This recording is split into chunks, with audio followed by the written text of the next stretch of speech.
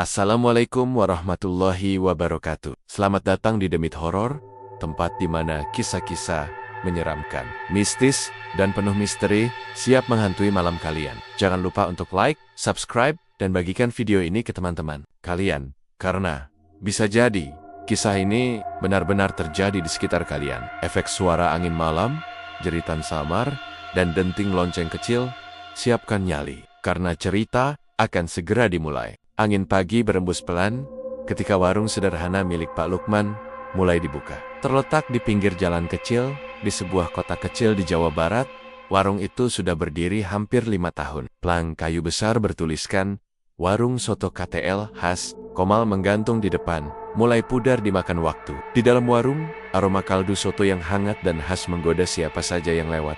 Pak Lukman, pria berusia 45 tahun, adalah sosok ayah yang pekerja keras. Bersama istrinya, Bu Sherly, mereka membangun warung ini dari nol. Awalnya hanya gerobak dorong, kemudian berkembang jadi warung tetap. Mereka membesarkan 5 anak dari hasil jualan soto: Wira 17, Siska 14, Andy 10, Vina 8, dan si bungsu Rizky yang baru berumur 5 tahun. Hidup mereka tak mewah, tapi penuh tawa. Namun, sejak 6 bulan terakhir, suasana warung berubah. Meja-meja yang dulu tak pernah kosong kini berdebu. Kaldu yang disiapkan sejak pagi seringkali tidak habis. Pak Lukman mulai bingung, matanya siring, melirik keluar warung, mencari-cari pelanggan yang tak kunjung datang. Yang membuatnya makin resah adalah warung baru di seberang jalan, warung soto milik Pak Edi. Baru buka 3 bulan, tapi sudah dipenuhi pengunjung setiap hari. Bahkan, pelanggan lama Pak Lukman satu persatu beralih ke sana. "Aku heran, Mas," keluh Bu Sherly suatu pagi sambil menyapu lantai warung sotonya. "Dia itu biasa aja rasanya, tapi orang-orang sampai rela antre panjang. Ada apa sih?" Pak Lukman tidak menjawab. Ia hanya termenung di depan dandang kaldu, mengaduk pelen-pelen isi panci besar itu. Matanya merah kurang tidur, kepalanya penuh pikiran. Hari demi hari, keadaan semakin memburuk. Modal makin menipis. Sekolah anak-anak mulai tertunggak, tagihan listrik dan air menumpuk. Bahkan uang untuk beli ayam dan bahan baku soto pun mulai sulit didapat. Sementara itu, warung Pak Edi makin mewah, pakai tenda baru, meja-meja lebih bagus. Bahkan ada musik akustik yang membuat suasana makin menarik. Pak Lukman mulai merasa kesal. Ia merasa dipermainkan takdir. Kenapa harus dia yang sukses? Kenapa bukan aku yang lebih dulu mulai usaha ini? Gerutunya dalam hati. Suatu malam, saat warung sudah tutup dan anak-anak sudah tidur, Pak Lukman duduk sendirian di teras.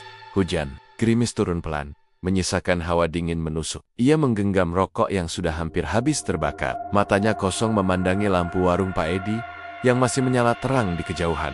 Tiba-tiba, seseorang duduk di bangku ujung teras. Pak Lukman tersentak. Seorang lelaki tua dengan tubuh kurus, mengenakan jas hujan compang-camping, dan topi lebar yang menutupi sebagian wajahnya. Lelaki itu tersenyum kecil. "Warungmu sepi ya?" tanyanya lirih. Pak Lukman menegang. "Iya, tapi siapa bapak ini?" Lelaki itu tidak menjawab, hanya menatapnya dengan sorot mata tajam namun dalam. "Kalau kamu mau, aku bisa bantu, tapi tidak gratis," katanya pelan. Pak Lukman mengernyit. "Bantu gimana maksudnya?"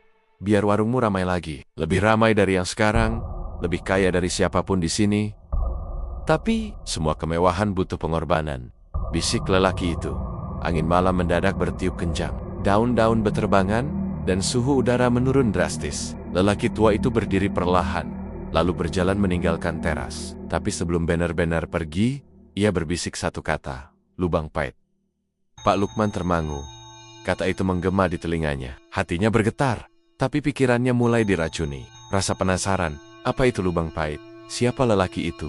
Dan benarkah ada jalan agar warungnya bisa kembali berjaya? Malam itu, Pak Lukman tidur dengan gelisah. Suara panci beradu, suara tawa para pelanggan yang dulu memenuhi warung, dan wajah anak-anaknya silih berganti muncul dalam mimpinya. Namun dari semua itu, yang paling jelas adalah bisikan samar di telinganya. Setiap rezeki besar harus dibayar dengan darah. Bab ini ditutup dengan Pak Lukman membuka matanya dalam keringat dingin, dan dalam hatinya mulai tumbuh niat yang akan menjerumuskannya ke dalam jurang yang sangat dalam dan gelap.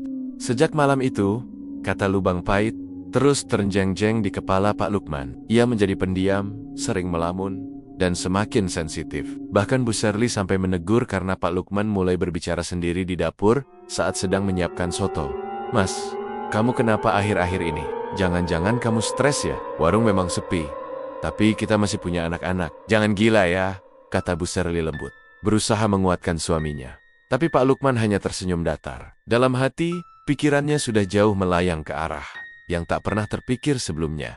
Beberapa hari kemudian, Pak Lukman sengaja bertanya-tanya pada orang-orang tua di kampung sekitar tempat tinggalnya. Dengan menyamar Sioliola sedang iseng, ia bertanya tentang lubang pait. Hampir semua orang menolak menjawab. Wajah mereka berubah pucat, beberapa bahkan langsung menyuruh Pak Lukman pergi. Namun, satu orang tua gila yang biasa duduk di bawah jembatan tiba-tiba mendekatinya. Ia tertawa lirih, matanya juling sebelah, tapi nadanya seperti tahu segalanya. Lubang pait? Hahaha, itu bukan tempat manusia biasa. Itu tempat di mana jin dan iblis menagih janji manusia tamak. Pak Lukman menelan ludah. Di sana, kamu bisa minta apa saja, tapi ingat, permintaan besar harus dibayar dengan jiwa, bukan cuma sekali, tapi berkala, terus, dan terus. Seketika bulu kuduk Pak Lukman berdiri. Namun, lelaki tua itu mengangkat jari, menunjuk ke arah bukit di ujung desa, lewat kebun pisang, lalu menurun ke lembah.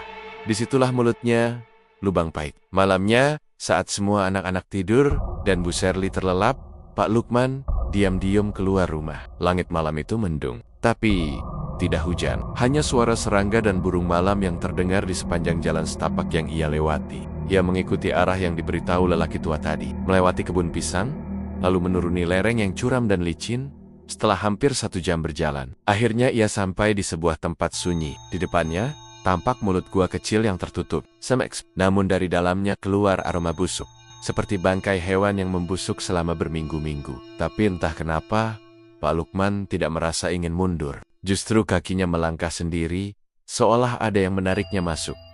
Begitu masuk, udara di dalam gua sangat pengap. Dindingnya berlendir, dan sesekali terdengar suara seperti napas berat dari kegelapan. Saat Pak Lukman menyusuri lorong sempit itu, ia menemukan sebuah ruangan batu yang agak luas. Di tengahnya, ada lingkaran api kecil yang menyala tanpa kayu, dan di sisi lingkaran berdiri sosok tinggi besar berjubah hitam.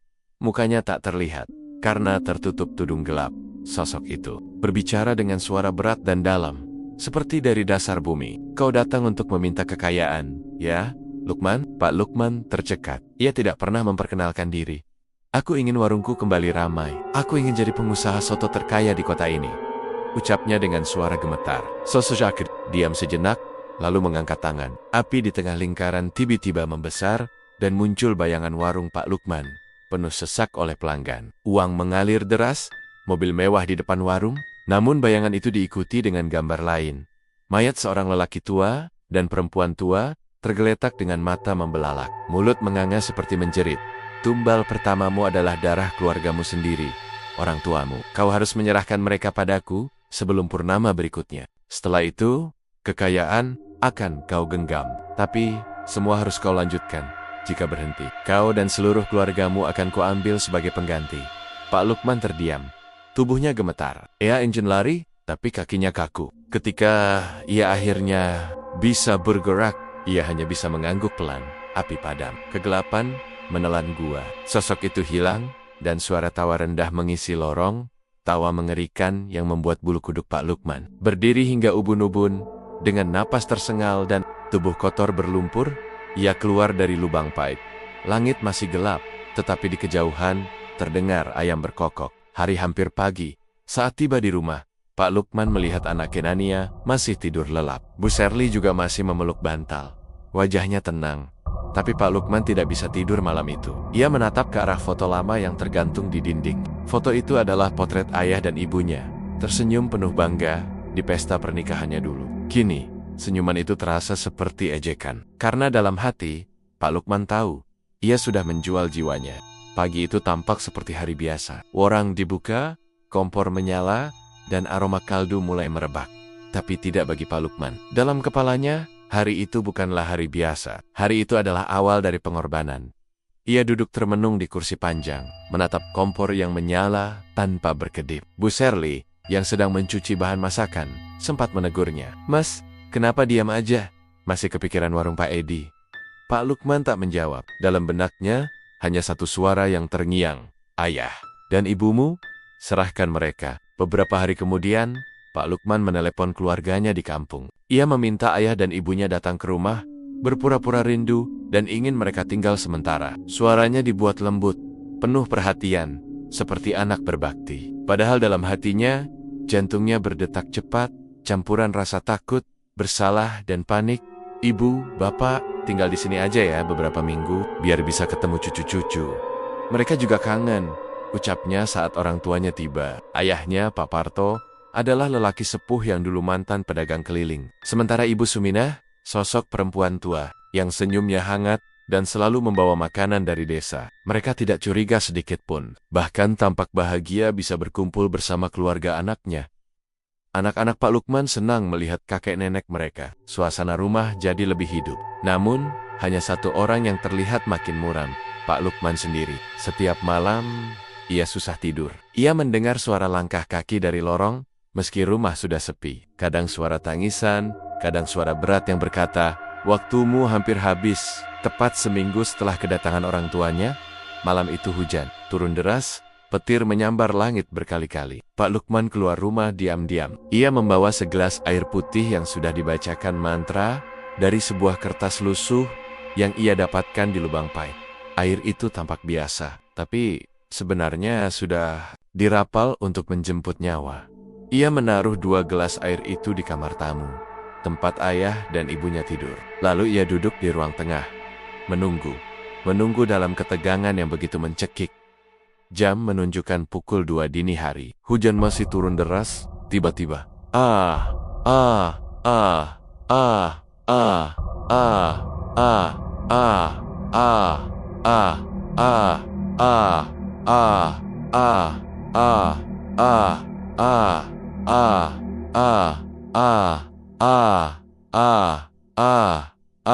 Terdengar jeritan histeris dari kamar tamu. Pak Lukman langsung berdiri, tapi tubuhnya seperti lemas, kakinya sulit digerakkan. Ia berjalan perlahan ke kamar dan membuka pintunya.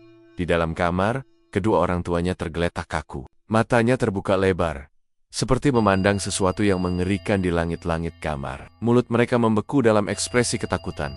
Tidak ada luka, tidak ada darah, tapi jelas mereka mati dalam ketakutan yang luar biasa.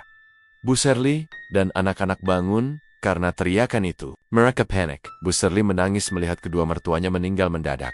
Ia mengira itu karena usia dan kelelahan. Namun, Pak Lukman hanya berdiri di sudut ruangan. Matanya tidak berkedip. Keringat dingin membasahi tubuhnya di luar ramah. Suara hujan berhenti tiba-tiba. Lalu terdengar suara seperti tertawa. Bukan manusia, tapi seperti suara makhluk besar yang puas. Keesokan harinya, jenazah kedua orang tua Pak Lukman dimakamkan dengan tenang. Para tetangga datang melayat, mendoakan, dan menganggap semua ini adalah kematian wajar. Tapi hanya Pak Lukman yang tahu, ini bukan wajar. Ini adalah harga pertama. 3 hari setelah pemakaman, warung Pak Lukman mulai berubah. Tanpa promosi, tiba-tiba warungnya kembali ramai. Pembeli datang silih berganti. Bahkan beberapa pelanggan mengatakan, "Entah kenapa, saya kangen banget makan di sini. Sotonya sekarang enak banget, beda dari biasanya." Uang mulai mengalir deras. Warungnya bahkan mulai dikenal di media sosial. Ada yang bilang, soto Pak Lukman punya rasa yang dalam dan bikin nagih. Pak Lukman dan Bu Serli mulai bisa membayar utang-utang mereka. Anak-anak kembali sekolah, bahkan mereka bisa menyicil motor baru untuk kebutuhan warung. Tapi di bawah semua itu, ada satu hal yang berubah di mata Pak Lukman. Tatapan anak sulungnya, Wira yang mulai remaja, merasa ada yang janggal. Ia sering mendengar ayahnya berbicara sendiri di dapur malam-malam. Ia pernah melihat ayahnya memandangi foto kakek neneknya sambil menangis, lalu tertawa sendiri. Bahkan beberapa kali, ia melihat bayangan hitam di dapur lewat cermin saat tengah malam. Suatu malam, ketika semua tidur, Pak Lukman masuk ke dapur. Ia mendengar suara dari dalam dandang soto yang tertutup. Suara lirih, seperti bisikan, "Kau sudah menepati janji." Tapi itu baru permulaan. Pak Lukman membuka tutup dandang itu perlahan. Tapi yang dilihatnya bukan kaldu, melainkan bayangan wajah ibunya yang sudah mati, tersenyum dingin sambil menangis darah. Pak Lukman terjatuh. Napasnya sesak. Tapi suara itu kembali terdengar. Tumbal berikutnya, "Anakmu." Bab ini berakhir dengan Pak Lukman terbangun dari mimpi buruknya, tapi kakinya basah kuyup. Ia menoleh ke arah dapur dan melihat jejak kaki kecil berdarah menuju kamar anak-anak. Hari-hari setelah kematian orang tua Pak Lukman, tampak seperti berkah bagi warung soto miliknya. Warung yang dulu sepi, kini kembali hidup. Meja-meja penuh pelanggan. Ada yang datang dari luar kota, ada yang menulis review di media sosial, bahkan beberapa food vlogger datang meliput. Warung soto KTL khas Komal tiba-tiba melejit. Namun, di balik senyum pelanggan yang puas, ada sesuatu yang mulai tidak wajar. Sesuatu yang hanya dirasakan oleh mereka yang tinggal di dalam rumah itu. Pada suatu pagi, saat Bu Serli sedang memasak seperti biasa, ia mencium aroma aneh dari dalam panci kaldu. Bukan bau bawang atau daging, tapi bau yang sangat menyengat, bau amus dan enier, seperti darah basi. "Mas, ini kaldu ayamnya kamu yang bikin?" tanya Bu Serli sambil mengaduk perlahan. Pak Lukman menoleh pelan dari luar dapur. "Iya." "Kenapa? Ini baunya aneh, kayak bukan daging ayam biasa." Pak Lukman tidak menjawab. Ia hanya menatap dapur dengan mata yang sulit dibaca. Hari itu, warung tetap dibuka. Pelanggan datang seperti biasa. Tapi ada satu kejadian ganjil. Seorang pelanggan perempuan, ibu muda dengan anak kecil mendadak muntah. Setelah makan semangkuk soto, ia terlihat pucat, lalu menangis sambil menggigil. "Ada yang aneh di sotonya. Ada rambut!" teriaknya panik. Namun saat diperiksa, tidak ada rambut. Soto yang tersisa tampak normal. Orang-orang mencoba menenangkan, tapi perempuan itu histeris. Matanya kosong, dan tangannya menunjuk Pak Lukman sambil berkata pelan, "Dia, pembawa kematian." Sejak kejadian itu, beberapa pelanggan lainnya mulai merasakan keanehan. Ada yang mengaku mimpi buruk setelah makan di sana.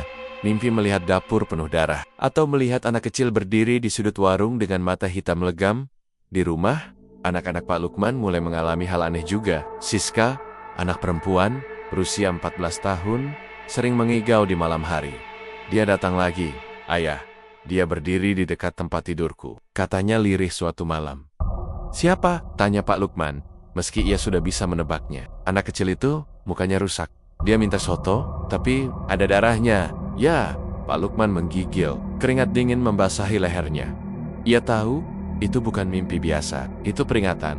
Wira, anak sulung yang mulai remaja dan semakin curiga, diam-diam memata-matai ayahnya. Suatu malam, ia melihat Pak Lukman berjalan ke dapur dan mengaduk kaldu dengan cara yang aneh, membaca mantra sambil memasukkan potongan daging yang bukan berasal dari ayam atau sapi. Daging itu terbungkus kain putih dan mengeluarkan cairan hitam pekat. Wira ingin berteriak, tapi tenggorokannya tercekat. Ia berlari ke kamar dan menangis diam-diam. Tak tahu harus berbicara pada siapa. Beberapa hari kemudian, suasana warung semakin terasa janggal. Bu Serli kembali mencium aroma busuk dari panci. Kali ini lebih kuat. Bahkan saat ia mencoba mencicipi kuah, ia mendadak muntah. "Aku nggak tahan." "Mas, kita harus hentikan semua ini. Ada yang nggak beres." Pak Lukman membentaknya. "Diam, Serno. Ini demi keluarga kita. Mau kamu anak-anak kita makan pasir." Bu Serli menangis, tapi ia tak bisa melawan. Tatapan mata Pak Lukman bukan lagi suami yang ia kenal. Tatapan itu kosong, namun penuh amarah dan ketakutan. Malamnya, Pak Lukman didatangi makhluk itu lagi. Dalam mimpi, atau bisa jadi bukan mimpi, sosok tinggi berjubah hitam muncul di dapur. Api tungku mendadak menyala sendiri, dan suara berat itu berkata, "Waktunya mempersembahkan tumbal berikutnya. Darah anakmu sendiri." Pak Lukman tersentak bangun. Jantungnya berdebar hebat. Ia menoleh ke arah kamar anak Hinania. Pandangan pertamanya tertuju pada si bungsu, Rizky, anak kecil yang selalu memeluk boneka usangnya saat tidur. Polos dan tidak tahu apa-apa. Malam itu, Pak Lukman duduk di pojok dapur selama berjam-jam. Ia menangis dalam diam. Tapi dalam hatinya, ia sudah kalah. Ia sudah terlalu jauh. Ia tidak bisa mundur. Keesokan harinya, Rizky jatuh sakit mendadak. Tubuhnya panas tinggi, bibirnya membiru, matanya cekung, dan ia muntah darah. Bu Serli panik, Wira menangis, adik-adiknya histeris. Rizky dilarikan ke puskesmas, tapi dokter tak menemukan penyebab pasti. Beberapa jam kemudian, Rizky meninggal. Diagnosa resminya, gagal organ mendadak. Tidak masuk akal. Pak Lukman hanya diam saat jenazah anaknya dimandikan. Air mata tidak keluar, tapi dalam dadanya, jiwanya sudah hancur. Malam harinya, dapur kembali sunyi. Tapi di tengah kesunyian itu, tungku menyala sendiri. Kaldu dalam panci mendidih tanpa api. Aroma amis kembali muncul, tapi kali ini lebih tajam. lebih pekat, dan seperti berisi kemarahan. Dan dari dalam dandang itu, terdengar suara kecil. "Ayah, kenapa ayah bunuh aku?" Pak Lukman terjatuh. Ia menjerit, tapi tak ada yang bangun. Tak ada yang mendengar, karena kini ia sudah memasuki tahap pesugihan yang paling dalam, pengorbanan darah kandung sendiri. Malam itu rumah keluarga Pak Lukman terasa dingin dan sunyi. Bukan karena cuaca, tapi karena kematian Rizky, si bungsu, anak yang paling ceria dan manja. Tangis Bu Sherly belum juga berhenti. Sejak pemakaman Rizky 3 hari lalu, ia hampir tak pernah bicara. Makan pun tak doyan. Matanya sembab, suaranya parau. Wira, anak sulung, makin pendiam. Tapi bukan karena sedih semata, melainkan karena ketakutan yang perlahan berubah menjadi curiga. Ia mulai sadar, kematian Rizky bukan kebetulan. Sementara itu, warung soto kembali. Bahkan kini ada antrean setiap pagi sebelum warung buka. Nama soto Katel khas Komal disebat-sebat di media sosial dan televisi lokal. Banyak yang memuji rasanya yang unik dan dalam, kata yang sering diulang. Seolah ada kekuatan tak terlihat yang membuat pelanggan ketagihan. Namun, di balik popularitas itu, keanehan terus menghantui. Beberapa pelanggan mulai kesurupan di warung. Ada yang menjerit, ada yang menangis, bahkan ada yang berkata sambil meracau, "Anak kecil itu di bawah meja, darahnya masih menetes. Kenapa kamu masak dia?" Pak Lukman langsung menyuruh karyawannya menutup warung lebih awal. Ia tidak bisa lagi membedakan mana kenyataan mana beangkan. Di dapur, ia sering melihat bekas jejak kaki kecil berdarah, meski lantai sudah dipel. Kadang terdengar suara Rizky tertawa di dalam panci soto. Malam itu, sosok berjubah hitam datang. Lagi, bukan dalam mimpi, tapi muncul di dapur. Tubuhnya lebih tinggi dari sebelumnya. Wajahnya masih tak terlihat, tapi aura panasnya terasa menyesakkan. "Tumbal keduamu telah kuterima. Kekayaan akan terus mengalir. Tapi rezeki harus dijaga. Tumbal tidak boleh berhenti." Pak Lukman jatuh terduduk. "Tidak, aku sudah serahkan anakku. Cukup, jangan lagi." Tapi suara itu hanya tertawa pelan. Lalu berkata, 5 darah keturunan, baru lengkap. Kau masih punya 4 anak lagi. Siapkah kau lanjutkan? Taklak menangis, menutup telinganya, tapi suara itu makin keras, hingga telinganya berdarah. Makhluk itu menghilang, menyisakan aroma daging terbakar, dan suara tangisan anak kecil dari dalam panci. Keesokan harinya, Bu Sherly menemukan Pak Lukman duduk di pojok kamar mandi, tubuhnya gemetar, bajunya basah kuyup, dan matanya kosong. "Mas, kamu kenapa?" tanya Bu Sherly dengan suara pelan. Pak Lukman hanya memandang istrinya, lalu berkata lirih, "Aku sudah terlalu jauh, Sherly, terlalu dalam." Wira, yang selama ini diam, mulai menyusun keberanian. Ia mengajak adik-adiknya berbicara diam-diam. Ia merasa harus melindungi mereka. Tapi malam itu, Siska, adik perempuannya, kesurupan. Di ruang tengah, Siska mendadak menjerit, lalu tertawa dengan suara yang bukan miliknya. "Rizky sudah di sana! Sekarang giliranku. Ya ayah, aku juga ingin berenang di kuah panas itu." Bu Sherly menjerit. Wira menahan tubuh adiknya, yang mengamuk seperti kerasukan. Tubuh Siska membenter-benter lantai, hingga kepalanya berdarah. Pak Lukman hanya berdiri di sudut ruangan, tak bergerak sedikit pun. Ketika Siska sadar, ia menangis histeris. "Ayah, jangan kasih aku ke mereka, tolong." Sejak kejadian itu, Wira mulai menyelidiki lebih jauh. Ia kembali mengingat malam ketika melihat ayahnya memasukkan benda aneh ke dalam kaldu, dan mulai menyadari bahwa semuanya bermula saat kakek dan nenek mereka meninggal. Wira nekat mengajak teman sekolahnya yang anak seorang ustaz untuk ikut ke warung malam hari dan menyelidiki. Mereka menyelinap ke dapur, membawa kamera ponsel dan ayat-ayat suci di saku.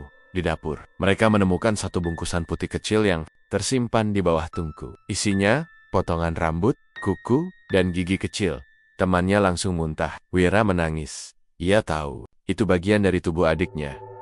Ketika kembali ke ruang tengah, mereka melihat Pak Lukman berdiri menghadap tembok, berbicara pada bayangan besar yang muncul dari dinding. Suara itu bukan suara manusia, tapi suara makhluk yang menuntut darah. "Tumble, selanjutnya harus segera diserahkan, atau seluruh keluargamu akan jadi milikku." Pak Lukman berbalik, melihat Wira, matanya seperti bukan mata seorang ayah lagi. "Kamu dengar semuanya ya?" katanya pelan. Wira mundur. Ia sadar, ia mungkin jadi tumbal berikutnya. Beberapa minggu setelah kematian Rizky, kehidupan keluarga Pak Lukman tampak berjalan seperti biasa di permukaan. Warung tetap ramai, pelanggan terus berdatangan, dan uang mengalir tanpa henti. Tapi di balik itu semua, rumah mereka sudah berubah menjadi neraka. Bu Shirley hidup dalam kesedihan mendalam. Siska yang sempat kesurupan menjadi lebih pendiam. Wira mengurung diri dan enggan bicara pada siapapun, tapi dalam diam, ia menyimpan dendam dan ketakutan terhadap ayahnya sendiri. Sementara itu, di seberang jalan, Pak Adu pemilik warung soto yang dulu menjadi pesaing utama mulai merasa ada yang aneh. Dulu, warungnya yang ramai, kini mendadak sepi. Pelanggan seperti berpindah begitu saja, tanpa alasan. Bahkan, beberapa pelanggan setianya meninggal mendadak setelah makan di warung Pak Lukman, yang membuat Pak Edi semakin curiga. Beberapa orang bilang kalau aroma soto Pak Lukman seperti mengikat jiwa. Dan entah kenapa, tiap malam saat melewati depan warung itu, Pak Edi selalu merasa seperti ada mata yang mengawasinya dari dalam kegelapan. Pak Edi akhirnya memutuskan mendatangi seseorang, Mbah Salim, seorang dukun sepuh yang tinggal di lereng bukit. Dulu ia pernah menolak ilmu hitam, tapi kini terpaksa karena firasatnya buruk. Aku tidak butuh pelanggan balik, kata Pak Edi. Aku cuma pengen tahu, dia main apa? Mbah Salim diam sejenak, lalu mengambil kendi tua, air bunga, dan seikat rambut hitam. Ia membaca doa dalam bahasa Jawa kuno, lalu membakar kemenyan dan meneteskan darah ayam hitam di atas tanah. Beberapa saat kemudian, asap menggapol dan membentuk bayangan besar. Dia sudah menyerahkan darah keluarganya, kata Mbah Salim pelan. Dia terikat perjanjian pesugihan lubang pait, tapi tubuhnya belum sepenuhnya milik mereka. Masih bisa dihentikan, tapi risikonya nyawa. Pak Edi menggertakkan gigi. Ia tak menyangka pesaingnya sendiri tega melakukan perjanjian sesat hanya demi warung soto. Tapi dalam hatinya, ia tahu ini harus dihentikan. Malam itu, Pak Edi dan Mbah Salim diam-diam mengintai warung Pak Lukman. Dari luar, semuanya tampak biasa. Tapi saat mereka melihat ke dapur, Pak Lukman sedang memasak sambil tertawa sendiri. Di dekat tungku, ada sosok hitam berdiri. Tubuhnya tinggi, mukanya hitam, legam, dan mulutnya seperti robek ke telinga. Mbah Salim langsung menggenggam tangannya. Jin, pemakan jiwa. Dia bukan cuma terikat, tapi sudah mulai dirasuki. Mereka memutuskan kembali besok malam untuk melakukan ritual penghentian. Tapi sebelum pergi, Pak Edi menatap warung itu dalam-dalam. Dan untuk sesaat, ia melihat wajah Rizky kecil muncul dari balik jendela dengan bola mata terlepas dan darah menetes dari mulutnya. Keesokan harinya, warung Pak Lukman kembali dipenuhi pelanggan. Tapi hari itu berbeda. Saat Bu Shirley mencicipi kuah soto, lidahnya terasa pahit dan kesemutan. Ketika ia meludah, yang keluar adalah darah segar. Mas, ada yang aneh sama kuahnya, katanya dengan napas terengah. Pak Lukman tidak menjawab. Ia hanya menatap dandang soto. Di dalamnya, kuah mendidih dengan warna agak kehitaman. Dan sesekali muncul gelembung berbentuk wajah manusia. Di antara pelanggan, seorang bocah kecil mendadak pingsan. Ibunya panik, dan ketika tubuh anak itu diangkat, bajunya basah dengan darah yang entah dari mana asalnya. Orang-orang mulai berteriak. Warung mendadak kacau. Salah satu pelanggan wanita yang duduk di pojok mendadak berdiri sambil menjerit. Ada tangan keluar dari kuahnya. Anak-anak, jangan makan lagi. Dan benar saja, saat panci ditutup, tangan kecil berwarna pucat mencuat keluar, mencengkeram pinggiran panci sebelum lenyap begitu saja. Suasana berubah mencekam. Pelanggan lari ketakutan. Beberapa histeris, beberapa langsung pingsan. Pak Lukman terpaku. Ia tahu, pesugihan itu mulai menagih lebih dari yang dijanjikan. Malam harinya, Pak Edi dan Mbah Salim kembali datang. Kali ini membawa barang-barang ritual lengkap. Mereka berdiri di depan warung, membaca doa, menaburkan garam dan tanah kuburan, lalu membakar dupa merah. Tiba-tiba, langit menjadi gelap pekat. Angin berembus kencang. Warung Pak Lukman berguncang. Piring-piring pecah sendiri. Dari balik dapur, terdengar jeritan Pak Lukman. Diikuti suara anak-anak menangis, pintu warung terbuka sendiri. Dan dari dalam, muncul kabut hitam pekat. Di balik kabut itu, terlihat Pak Lukman tubuhnya berdarah. Wajahnya setengah terbakar dan matanya tidak ada. Siapa kalian? Teriaknya. Suaranya bukan lagi suara manusia. Mbah Salim mengangkat tongkat kayu. Kami datang bukan untuk bunuhmu, tapi menyelamatkan yang tersisa. Dari balik warung, Mangkuel Maklok hitam bertanduk dengan mulut besar yang menganga. Ia menjulurkan lidah panjangnya ke arah Pak Edi, membuatnya terpental hingga menabrak tiang. Kalian tidak bisa hentikan ini. Ini sudah milik kami. Namun, Mbah Salim tidak menyerah. Ia menancapkan tongkat ke tanah, membaca mantra terakhir, dan mengorbankan darahnya sendiri. Makhluk itu meraung keras, lalu melompat ke dalam tubuh Pak Lukman. Tubuh Pak Lukman gemetar hebat, lalu roboh, semuanya hening. Beberapa menit kemudian, warung itu terbakar sendiri. Api membesar, tanpa disiram bensin, dan anehnya tidak menjalar ke bangunan lain. Hanya warung itu. Dan dari dalam kobaran api, terdengar suara anak-anak menangis. Disusul suara Rizky yang berkata pelan, "Aku lapar, Ayah." Malam itu hujan turun deras. Langit seperti menyimpan amarah yang tak tertahankan. Petir menyambar berkali-kali, membuat kaca warung soto Pak Lukman bergetar. Angin bertiup kencang, memukul-mukul dinding warung yang kini terasa lebih menyeramkan. Dari bayosannya warung sudah tutup sejak siang, bukan karena tidak ada pembeli, tapi karena kejadian pagi tadi. Seorang ibu hamil yang sedang makan di meja, sudut mendadak menjerit sambil mencakar wajahnya sendiri. Darah mengucur dari matanya, dan ia berteriak, "Jangan makan bayiku!" Sebelum pingsan dengan tubuh menggigil, peristiwa itu terekam kamera pengunjung lain dan tersebar luas di media sosial. Sejak saat itu, tak ada satupun yang berani mendekat ke warung Pak Lukman. Bahkan tukang ojek online pun enggan mengantar pesanan ke sana. Pak Lukman seperti orang kehilangan akal. Matanya kosong, tubuhnya kurus, rambutnya kusut, dan mulutnya sering komat kamit sendiri. Di dapur, ia sering bicara sendirian seolah sedang berbincang dengan makhluk tak terlihat. "Sudah aku beri, sudah. Jangan ambil lagi anakku yang lain." Namun suara dari balik kuali menyahut, "Janji itu belum lunas. 1 anak lagi, atau seluruh darah keturunanmu milikku." Ibu Shirley, yang sejak kematian Rizky sering diam, akhirnya mengalami gangguan jiwa. Ia duduk di kamar dengan rambut menutupi wajah, tertawa, dan menangis bergantian. Kadang, ia bernyanyi lagu Nina Bobo. Kadang memanggel-manggel nama Rizky sambil menggendong bantal kecil penuh darah bekas menstruasinya sendiri. Anak-anak mereka yang tersisa, 3 orang, kini hidup dalam ketakutan. Si bungsu, Nisa, yang baru berumur 5 tahun, sering kesurupan. Mulutnya menggumam dengan suara berat, "Aku haus." Darah Nisa manis, "Aku ingin." Kemudian tubuhnya terangkat dari lantai, dan matanya berubah hitam sepenuhnya. Wira, sang anak sulung, mulai menyadari bahwa keluarganya tidak bisa diselamatkan dengan cara biasa. Ia menyesal tak mencegah ayahnya sejak awal. Malam itu, Wira mengikat tangan dan kaki adik-adiknya di kamar dan mengelilingi tempat tidur mereka dengan garam dan bacaan ayat suci. Namun saat azan berkumandang, Nisa mendadak tertawa keras dan merobek tali pengikatnya sendiri. Dengan tenaga luar biasa, ia melompat ke dinding dan merayap seperti cicak. Darah menetes dari mulutnya. Ibu Shirley masuk ke kamar dengan wajah penuh goresan dan berkata sambil tertawa, "Sudah waktunya Nisa jadi tumbal. Biar dia ikut Rizky." Wira menjerit, "Ibu, sadar, ini bukan ibu." Namun, Ibu Shirley sudah sepenuhnya dirasuki. Ia menghantamkan kepalanya ke dinding sampai berdarah, sambil berdoa terbalik. Di tengah kekacauan itu, terdengar suara pintu dapur terbuka. Pak Lukman muncul dengan tubuh berlumuran cairan kaldu dan darah hitam. Di tangannya, ia membawa pisau besar yang biasa digunakan untuk menyayat daging. "Kalian semua harus ikut, biar lengkap, biar warung kita abadi," katanya sambil melangkah perlahan ke arah anak-anak. Wira menarik kedua adiknya, berlari ke luar Rama, tapi hujan terlalu deras, jalanan licin, mereka terpeleset dan jatuh. Pak Lukman mengejar sambil tertawa-tawanya.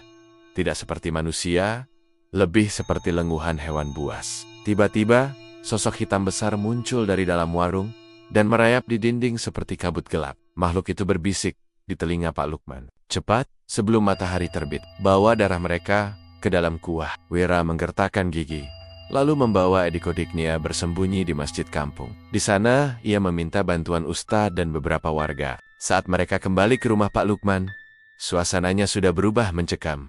Rumah itu tampak remuk, jendela pecah, dinding seperti dilumuri darah dan jelaga. Di dalam dapur, Pak Lukman dan Bu Shirley ditemukan duduk berdampingan di pojok. Tubuh mereka terbakar dari dalam. Kulit mereka hitam legam, mata membelalak, dan senyum lebar mengerikan terpampang di wajah mereka meski sudah tak bernyawa. Di antara mereka, ada panci besar yang mendidih sendiri. Dan dari dalamnya muncul tengen-tengen kecil mencoba keluar. Namun semua belum selesai. Wira dan adik-adiknya dirawat oleh warga dan dipindahkan ke rumah dinas ustaz. Tapi malam itu, Nisa mendadak mimpi buruk. Ia menggambar sesuatu dengan krayon di dinding sebuah warung soto. Dengan banyak tangan keluar dari lantainya. Dan wajah Pak Lukman tersenyum dari balik kompor. Dan satu tulisan muncul di gambar itu, padahal Nisa belum bisa menulis. Janji harus ditepati, darah harus dibayar. Beberapa bulan telah berlalu sejak peristiwa mengerikan itu. Rumah dan warung Pak Lukman kini ditutup rapat. Dipasangi garis polisi dan papan bertuliskan terlarang masuk, lokasi kasus khusus. Tapi meski bangunan itu dibiarkan kosong, warga kampung sekitar tak pernah merasa tempat itu benar-benar kosong. Setiap malam, bau kaldu amis dan suara gemerincing mangkuk terdengar dari dalam warung, seolah masih ada yang memasak dan melayani pelanggan. Kadang ada suara anak kecil tertawa, kadang suara tangisan lirih. Tapi saat diselidiki, warung itu selalu gelap dan sunyi. Sementara itu, Wira dan adik-adiknya yang tinggal di rumah dinas milik Ustaz Malik hidup dalam ketakutan yang terus membayangi. Nisa, si bungsu, semakin sering melamun dan menggambar hal-hal menyeramkan. Salah satu gambarnya memperlihatkan Ustaz Malik diseret ke dalam panci besar oleh tenggen-tenggen berdarah. Dia akan ikut, Kak, karena darahnya sudah bau kaldu, bisik Nisa pada Wira malam itu sambil tersenyum aneh. Wira mulai bermimpi buruk setiap malam. Dalam tidurnya, ia sering berada di warung ayahnya yang dulu duduk di kursi pelanggan, tapi tak bisa bergerak. Lalu seseorang menyajikan semangkuk soto dengan potongan daging berwarna hitam. Dan dari dalam kuah itu, muncul mata ibunya. "Makanlah anakku, ini dari kami untukmu." Begitu ia menolak, kuah soto itu mendidih dan tangannya terbakar. Suatu malam, warung Pak Lukman terbakar. Tapi anehnya, api tidak menyebar. Petugas pemadam datang dan bersumpah. Mereka melihat seorang lelaki berdiri di tengah api, tertawa sambil mengaduk panci besar. Tapi saat mereka masuk, tak ada siapa-siapa. Api itu padam sendiri. Anehnya lagi, bagian dapur dan kompor masih utuh, bahkan pancinya masih menghangat. Keesokan harinya, sebuah kabar mengejutkan tersebar. Warung soto KTL milik Pak Edi, pesaing lama Pak Lukman, mendadak terbakar juga, dan tubuh Pak Edi ditemukan gosong di dekat tungku dengan posisi sujud. Tapi di dinding belakang warungnya tertulis dengan darah, "Aku mau hak aku. Ini warung gaku." Warga mulai resah. Banyak yang percaya roh Pak Lukman tak pernah tenang. Beberapa saksi mengaku melihat sosok pria tua membawa panci dan berjalan keliling pasar setiap malam Jumat Kliwon, menawarkan soto kepada anak-anak kecil dan siapapun yang menyentuh soto itu. Keesokan harinya akan ditemukan dalam keadaan tewas dengan isi perut kosong di rumah Ustadz Malik.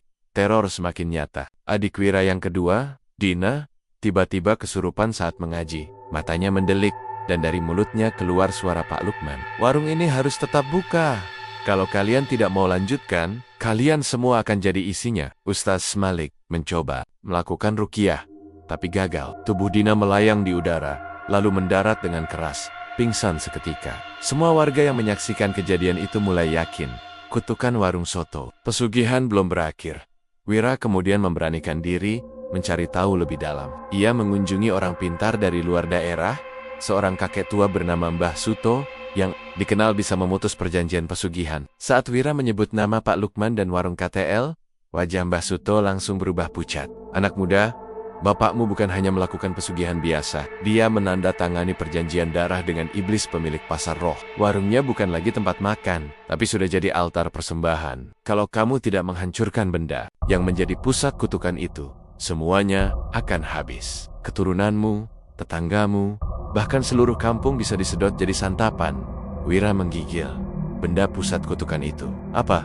Mbah Suto menjawab lirih. "Panci besarnya. Tidak, ada jantung dan lidah ibumu yang dimasak bersama tulang Rizki." Wira pun memutuskan ia harus kembali ke warung itu. Malam Jumat, dengan bekal doa, air ruqyah, dan keberanian yang tersisa, ia menyelinap masuk ke bangunan warung yang sudah ditinggalkan.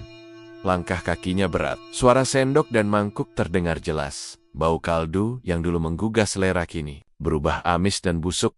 Saat ia masuk ke dapur, panci besar itu masih di tempatnya, mengepul sendiri, meski tidak ada api di bawahnya. Begitu Wira menyentuh gagangnya, pintu warung mengunci sendiri, dan suara-suara tangisan terdengar dari dinding. Pak Lukman, Bu Serli, Rizki, dan bahkan Pak Edi muncul dalam bentuk arwah kelam.